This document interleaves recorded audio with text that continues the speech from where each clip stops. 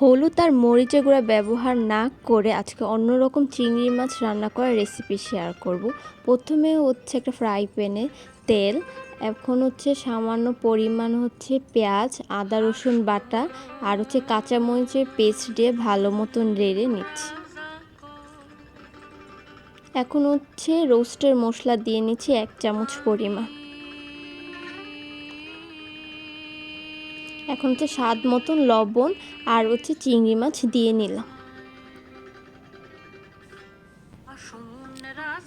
এখন হচ্ছে টক দই নিয়ে নিচ্ছি